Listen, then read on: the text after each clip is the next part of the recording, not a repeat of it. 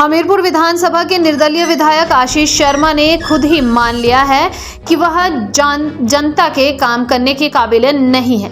यह बात हमीरपुर में पत्रकार वार्ता करते हुए हमीरपुर विधानसभा क्षेत्र से पूर्व कांग्रेस प्रत्याशी डॉक्टर पुष्पेंद्र वर्मा ने कही। उन्होंने कहा कि इस्तीफे के चलते हमीरपुर विधानसभा क्षेत्र में उपचुनाव निश्चित है और इस बार हमीरपुर की जनता आशीष शर्मा को आईना दिखाने वाली है।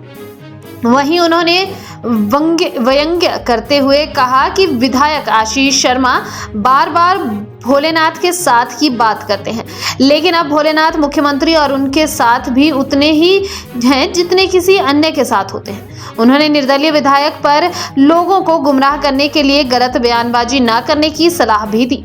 उन्होंने कहा कि निर्दलीय विधायकों के द्वारा इस्तीफा देना देश की राजनीति में पहली बार हुआ है। निर्दलीय विधायक बताएं कि ऐसी क्या मजबूरी आ गई थी कि उन्हें इस्तीफा देना पड़ा। उन्होंने कहा कि निर्दलीय विधायकों के द्वारा उठाए गए इस कदम से आम जनता पर बोझ पड़ा है और इसका खर्च भी उनसे वसूला जाना चाहिए। बागी नेताओं के द्वारा मानहानि का केस करने व सबूत मांगने पर वर्मा ने कहा कि भगौड़ों को लेकर जो बयान मुख्यमंत्री ने दिया है उसके सबूत मुख्यमंत्री कोर्ट में रखेंगे। उन्होंने कहा कि मुख्यमंत्री एक जिम्मेदार व्यक्ति हैं और उन्हें पता है कौन सी बात कहां कहनी है। उन्होंने कहा कि प्रदेश में हुई इस घटना से हिमाचलियों के मान सम्मान को ठेस लगी है।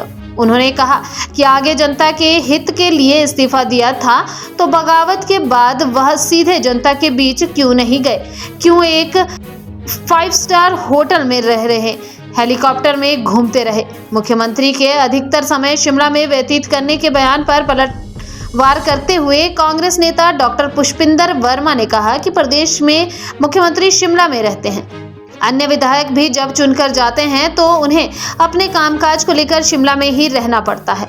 उन्होंने मुख्यमंत्री ठाकुर सुखविंदर सिंह सुक्खू को ग्रामीण मुख्यमंत्री करार देते हुए कहा कि मुख्यमंत्री ने अपने 1.5 साल के कार्यकाल के दौरान ग्रामीण विकास के लिए लगातार योजनाएं बने हैं, जिसका सीधा लाभ ग्रामीणों को मिला है।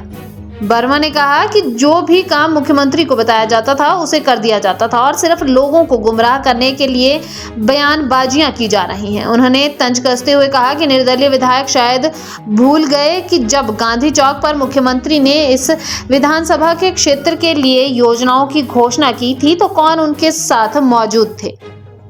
बातों में जनता नहीं आएगी हमीरपुर की, ये पक्की बात है, लेकिन वो बार बार भगवान का नाम लेके कि भगवान की कृपा होगी, तो उसके लिए बता दूं कि भोलेनाथ सबके साथ, वो हमारे साथ भी उतने ही हैं जितने वो उनके साथ हैं। वो माननीय मुख्यमंत्री जी के साथ भी उतनी है जितने वो हमारे साथ हैं। हर हर महादेव। तो वो उनके बार बार बोलने से कोई उनके नहीं हो जाते, वो सबके हैं। पहले तो ये बता दूं कि भगवान के नाम पे हमीरपुर की जनता को बरगलाने की कोशिश ना करें। तो ये हमारे मुद्दे हैं। और रही बात उपचुनाव की, तो उपचुनाव भी यहाँ पे होगा। अगर उन्होंने इस्तीफा दे दिया है, अब वो खुद ही अपने आप को काबिल नहीं समझ रहे हैं इस जनता का प्रतिनिधित्व करने के, तो उपचुनाव भी होगा और जनता उनको बताएगी आटे और तेल का भाव क्या चल रहा है।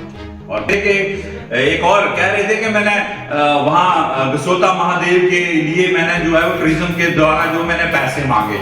आप लेटर दिखाइए कहाँ आपने पैसे मांगे, ठीक है ना। बातों में थोड़े ना पैसे मांगे जाते हैं।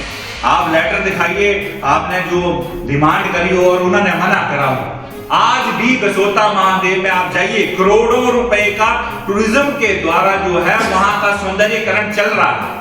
जब सरकारें कर रही हैं तो ऐसे झूठ और लोगों को धर्म के नाम पे जो इमोशनली ब्लैकमेल करके ये सोच रहे हैं कि लोग हमारे साथ हो जाएंगे, ऐसा अब नहीं होता, क्योंकि काठ की हांडी बार बार नहीं चढ़ती।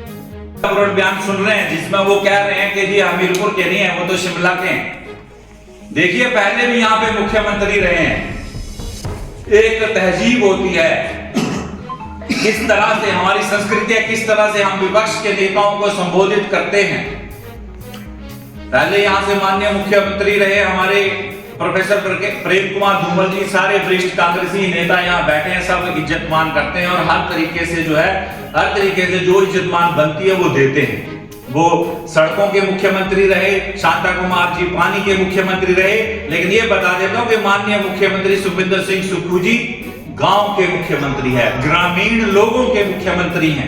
आज उनकी एक एक फैसले को आप उठाइए, वो सारे के सारे फैसले गांव के लोगों के लिए हैं, ग्रामीण लोगों। ये पहला मुख्यमंत्री है जो गांव का मुख्यमंत्री है।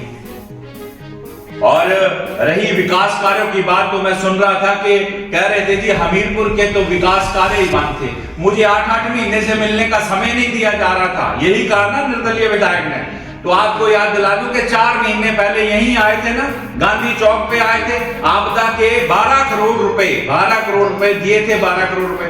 उस समय आपको मालूम है कौन उनके साथ थे, कौन कौन उनके साथ थे? आपको क्या लगता है कौन सा मिलने का समय मिलना चाहिए? राज्यसभा के इलेक्शनों से पहले वो 3 दिन रात, सुबह ब्रेकफास्ट माननीय मुख्यमंत्री जी के साथ, रात को डिनर मुख्यमंत्री जी के साथ, और कितना समय चाहिए? कोई जगहियां थोड़ी डालनी है वहां पे, कोई जगहियां थोड़ी ना डालनी है। हमने जो कार्य, विकास के कार्य हमने भी करवाए हैं माननीय मुख्यमंत्री जी से। आपके सामने उन्होंने कहा ना कि 20 करोड़ रुपए शहर की जो जितनी भी तारों का जंजाल है उसको अंडरग्राउंड करने के लिए देते हैं। तो मैं क्या उनसे मिलने गया और जगहियां डाली? हमने भी उनको भाई एक लेटर बनाया। माननीय मुख्यमंत्री जी एक रिस्पॉन्सिबल आदमी है, उनको मालूम है कि कोई जो जनता का जो नेता है वो अपना अगर लिख के भेज रहा है तो उसका कोई ना कोई मतलब है। विकास कार्यों की आप बात करेंगे, माननीय मुख्यमंत्री जी के पास भेजेंगे, तभी तो वो होंगे कि नहीं होंगे। बात तो बजट वाले दिन की थी, क्योंकि आप कांग्रेस के एसोसिएट मेंबर बने थे तो आपको कांग्रेस के साथ होना चाहिए था।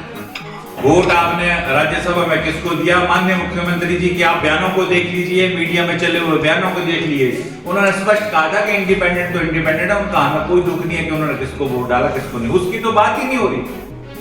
उनको नहीं पसंद था कांग्रेस का एसोसिएट बनना, वो बीजेपी का एसोसिएट बन जाते। पर यहाँ पे जनता की आंखों में क्यों धूल झोंक रहे हैं, क्यों धूल झोंक रहे हैं? आप मेरे को बताएं कि एक कारण कोई बता दे कि निर्दलीय आदमी क्यों इस्तीफा करेंगे। उनको कांग्रेस पसंद नहीं है, आप बीजेपी का एसोसिएट बन जाइए। जनता पे आप उपचुनाव क्यों थोपना चाहते हैं? और बड़ी एक मूर्खतापूर्ण बयान मैंने एक और सुना जी भाई उपचुनाव आप लोकसभा के साथ करा देंगे तो बोला कोई खर्चा नहीं होगा। ये तो हालत है उनकी, है कोई खर्चा नहीं होगा। क्या आपको लगता है कि कोई खर्चा नहीं होगा? खर्चा तो होगा और जनता को उनसे वसूल करना चाहिए, लेकिन जनता को उनसे सवाल पूछना चाहिए।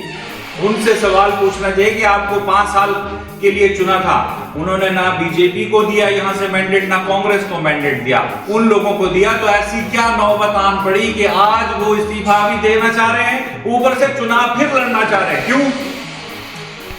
और ऊपर से आप हमारे मुख्यमंत्री जिन्होंने अपना सर्वस्व न्यौछावर कर दिया, कह रहे हैं कि वो तो हमीरपुर से है नहीं, वो तो शिमला में रहते हैं। तो उनके ज्ञानवर्धन के लिए बात बता दें कि राजधानी हमारी शिमला है और जो नेता लोग हैं वो शिमला को जाना होता ही और शिमला में रहना भी पड़ता है। और अब ये मुख्यमंत्री हैं तो शिमला में रह के ही कार्य जो है वो किया जाएगा।